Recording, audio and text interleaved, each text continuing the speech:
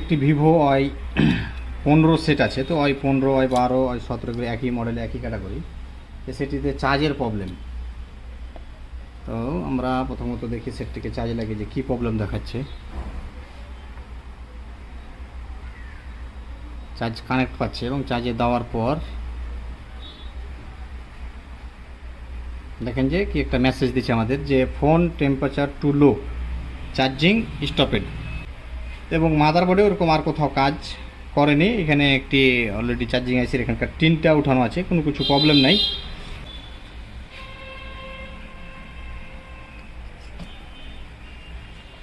আচ্ছা,